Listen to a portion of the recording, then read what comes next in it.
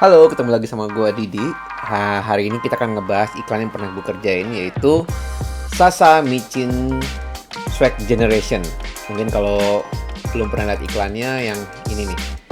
Iya, iklan. Ini adalah iklan Sasa. Sebenarnya iklan ini lumayan waktu pada saat itu 2020, saat lagi keluar, itu lumayan viral. Karena sebenarnya banyak yang nggak tahu kalau ini ujung-ujungnya, oh ini iklan Sasa, dikiranya iklan rokok, iklan apa, iklan provider kayak, karena lumayan ngegebrak sih. Nah, sekarang gue mau ceritain gimana sih proses sampai kita bisa bikin ngerjain iklan Sasa yang kayak gini. Nah, dan mungkin ntar gue juga bisa share juga pengalaman gimana sih syuting di sana. Nah, yang pertama adalah gimana sih ceritanya bisa ngerjain iklan ini. Iklan ini tuh mulai ditawarin waktu itu ada temen gue, almarhum Yeri. Nah, kebetulan dia dulu juga udah ngajakin gue buat ngevlog soal ini sebenarnya. Almarhum Yeri ini orang yang namanya Yeri Indrajaya. Nah, dia ini orang yang kreatif banget menurut gue. Orang yang mampu ngerubah pola pikir klien. Dia berani ngasih suggestion ke klien. Dia berani ngasih saran-saran yang out of the box ya sebenarnya kalau gue lihat. Dia seorang creative director waktu itu di Finch. Sasa ini agensinya adalah Finch waktu itu. Jadi waktu itu Yeri datang ke gue, ke Milky Way Studio. Jadi waktu itu datang, gue mau bikin ini nih iklan, konsepnya kayak gini. Hah, ini buat apa? Ini buat Sasa. Gokil, ya. Ini mereka mau, ternyata mau. Dan ternyata perjuangan dia ngadepin klien, which is ngadepin Sasa itu sudah panjang banget. Gimana ngeyakinin mereka bahwa sekarang udah waktunya bikin iklan Sasa, nggak usah ada masak-masak lagi, nggak usah ada makan-makan lagi. Karena orang udah tahu Sasa itu besar sebenarnya itu. Dan dari situ gue ngeliat, wah, gokil nih si Yeri nih. Akhirnya dari situ ngobrol-ngobrol, lu tertarik nggak bikin iklan ini? Ya tertarik dong, siapa sih yang nggak tertarik, maksudnya iklannya konsepnya segokil ini. Dan waktu itu kayak belum ada yang bikin iklan bumbu masak tapi rasa iklan rokok. Iya. Jadi dari situ kita ngobrol-ngobrol sama partner gue adalah William di Milky Way. Jadi kita ngobrol kayak kita bisa ngegebrak something yang out of the box nih. Oke. Kenapa syuting di luar negeri? Nah, sebenarnya pertamanya malahan bukan di New York, tapi brief awalnya adalah di Korea. Jadi dari klien dan agensi kayaknya cocok nih syutingnya di Korea, karena kayak waktu itu Korea juga lagi in banget ya waktu tahun 2019, sampai sekarang sih masih in ya 2022. Nah, di situ sebenarnya mereka ngajak syuting di Korea, tapi saat itu gue jujur sama Yeri, kalau Korea jujur gue nggak tahu daerah karena gue belum pernah ke situ kan. Nah, dan kebetulan beberapa kali gue lebih sering bolak-balik ke New York gitu. Emang kebetulan ya setahun bisa 2-3 kali ke New York. Jadi untuk lokasi dan titik gue lebih hafal. Yeri gue gitu bilang gitu. Dan ternyata akhirnya emang mungkin budget segini tapi di New York. Terus sebenarnya emang nggak mungkin karena budgetnya budget Korea, tapi akhirnya kita coba ngobrol, kita bikin syuting efisien, gimana kita syuting bisa bukan kejar-kejaran, tapi kayak syuting tapi kayak agak indie sebenarnya kayak gitu. Akhirnya setelah meeting sana sini sama tim dari New York juga, akhirnya kita bisa dapat harga terbaik dan kita bisa syuting terbang ke New York itu sebenarnya. Proses syutingnya, mungkin sebelum syuting kita lihat proses pitching di balik iklan Sasa ini. Jadi untuk dapetin iklan Sasa ini tuh kita pitch dari beberapa PH, dan waktu itu emang PH-nya besar-besar semua sih. Milky Way waktu itu kayak ngadepin PH yang kayak wow, ini PH besar dan semua direktur besar semua. Siapa sih nih? Gue Didi Mul cuma ya dibanding director lawan itu waktu itu kayak semuanya tuh master gitu. Oke, gue nggak ada apa-apa yang dibanding mereka sebenarnya, itu jujur. Tapi ya udah, akhirnya gue bikin konsepnya, gue bikin treatmentnya mau kayak gimana, dan nggak tahu kenapa ya puji Tuhan, alhamdulillah akhirnya kita dapat projectnya. Nah itu seneng banget, kita kayak kantor kayak teriak kayak wah gila dapat. Nah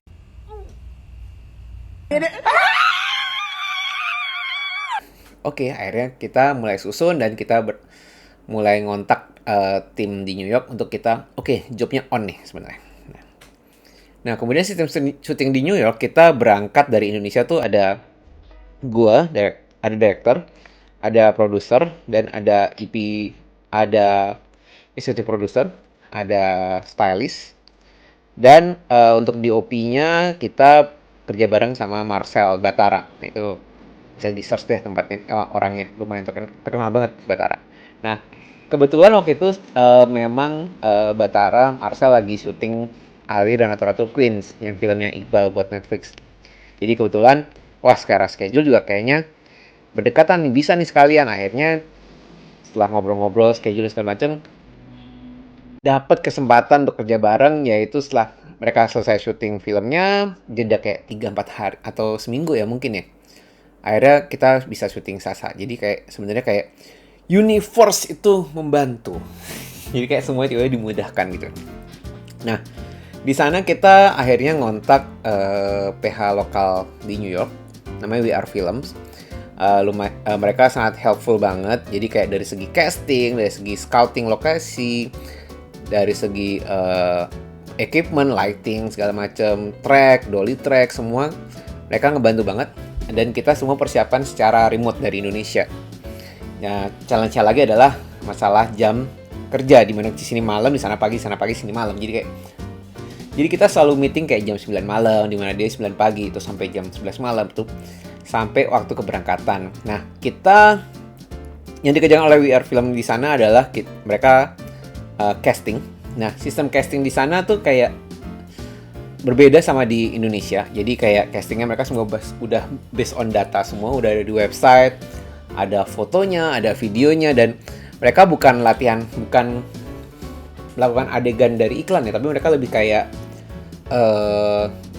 nyebutin nama mereka, profile, terus ngobrol kayak hobinya apa. Dari situ kita bisa lihat dari sinar matanya, sinar mukanya, dan akhirnya kita dapat sekitar ratusan pemain. Tapi kan kita seleksi lagi, kita harus memilih muka-muka yang nggak terlalu bule banget, yang masih ada rasa-rasa Asia sedikit, karena biar orang ya, karena kan Sasa Indonesia ya, jadi kayak kita nyari muka yang agak Asia, dan kebetulan emang dapat beberapa yang udah bagus-bagus banget.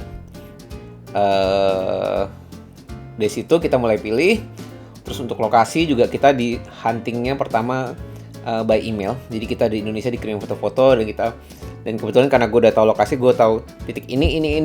Nah, itu udah di lock, udah dicari schedule-nya, dan berangkatlah satu tim ke New York gitu. Nah, setelah sampai di New York, oke, kita berkenalan, kita dapat base office di situ, dikasih kita nyewa tempat sekitar 2 minggu untuk persiapan kru, untuk persiapan syuting sampai nanti fitting dan editing segalanya. Dari situ akhirnya kita ada namanya Reki itu cek lokasi, di mana akhirnya kita cek lokasi bareng dari tim kita, bareng DOP-nya Marcel Batara, dan tim lighting dan gaffer dan art director dari New York. Di situ kita menentukan titik-titik lokasi syuting. Di situ ada sekitar 2 hari kita scouting, dan akhirnya kita menentukan titik-titiknya.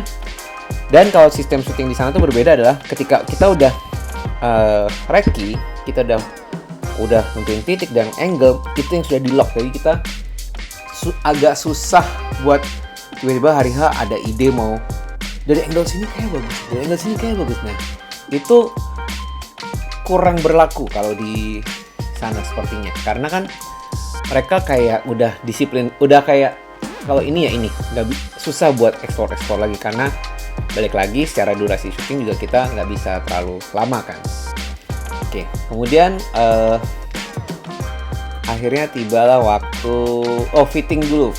Nah, sebelum syuting kita ada fitting, dan di sini baju-baju, kalau lihat baju-baju Sasa kan semuanya kayak custom made semua. Itu semua dibikin oleh stylist dari Indonesia namanya Alvea. Nah, di situ dia membuat semuanya from the scratch. Jadi, dan kita fitting dengan pemainnya tuh H-3. Nah, habis itu lah ada di adjust lagi, ada ukuran dibenerin lagi, dan kita foto dan kita kirim ke klien untuk final check. Ini looknya, ini make up-nya, dan ini kostumnya.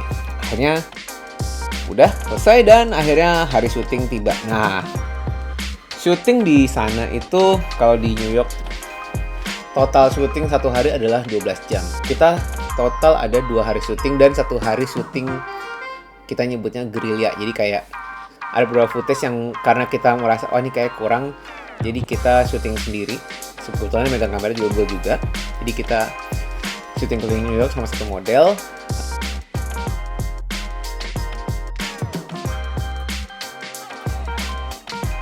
Ini syutingnya di hari yang berbeda, dimana akhirnya gue pegang kamera sendiri. Gitu pula ini juga kita syutingnya hari yang berbeda, jadi tidak dengan full team, jadi cuma hanya gue pegang kamera, produser, stylist, dan modelnya. Dan ada hal lucu adalah ini orang dibalik orang dibalik helm astronot ini adalah William Chandra, itu produsernya sendiri dari iklan ini, partner gua. Thank you William, sudah mau di aneh-anehin. Ya, akhirnya syuting lah kita hari pertama. Syuting mulai dari jam 7 pagi sampai tepat jam 7 malam. Jadi emang udah 12 jam nggak boleh lewat, karena begitu lewat overtime-nya lumayan banyak. Dan syuting di sana rapi banget, semua udah terstruktur. Tapi yang cukup berbeda adalah jumlah kru dibanding kru di Indonesia. Kalau syuting di Indonesia sebenarnya kita bisa sampai 40 atau 50 kru sebenarnya untuk production. Kalau ini total bisa dibilang dari Indonesia ada 7, kemudian dari New York sendiri sekitar ada 12 maybe, atau nggak sampai 20. Jadi semuanya sangat efisien. PA akan ngerekam jadi driver juga, bener, PA jadi driver, dan PA juga ngatur makanan juga. Begitu pula Astrada akan ngatur schedule, ngatur makanan. Produser akan ngatur lokasi. Jadi semuanya sangat efisien. Jadi krunya tidak terlalu banyak, tapi semuanya bekerja dengan betul-betul dengan kayak gue kerja nih gitu. Nah, iya. Yang berbeda adalah, yang sangat besar perbedaan adalah PA ngedriver juga. Jadi PA jemputin kru, tapi krunya juga sebenarnya nggak terlalu banyak juga. Jadi semua sangat efisien. Nah, bahkan untuk tim art sendiri, art director total tim itu ada 3. Nama art directornya adalah Lisa. Di situ dia ada 2 kru lagi, prop master dan asisten art director maybe. Dan untuk gaffer ada 2 anak lighting. Ini total ada Batara, ada Akam, yaitu Kibo dari Indonesia juga. Dan ditambah 2 kru lighting dan 1 gaffer. Jadi total 5 atau bahkan 6 orang, termasuk grip. Jadi jumlah orang tidak banyak. Oh, dan satu lagi yang lumayan membantu adalah kita bersama kamera operator yang bisa pegang rolling sambil di atas apa sih yang ada roda itu. Aduh. Ya pokoknya gitu deh, naik roda gitu. Sorry lupa namanya. Ntar komennya di bawah. Nah, di situ dia punya alat sendiri. Jadi kalau di sana tuh kalau kita hire kamera operator, itu kita bukan hire jasanya aja, tapi karena dia punya alatnya, itu dia punya Ronin, dia punya Steadicam. Jadi di sana kalau kita mau hire kamera operator, dia pasti punya peralatannya. Nggak harus kameranya, at least punya peralatannya. Jadi kita udah bayar dia sepaket itu sebenarnya. Nah, soal syutingnya gimana? Selama 2 hari kita lanjut ke part berikutnya ya, karena masih panjang dan ntar gue akan lebih banyak lagi share foto-foto behind the scene-nya. Oke, jangan lupa seperti biasa comment, subscribe, dan like, dan share dong teman-temannya. Ini subscriber gue gak nambah-nambah deh kemarin-kemarin. Oke, thank you guys, bye.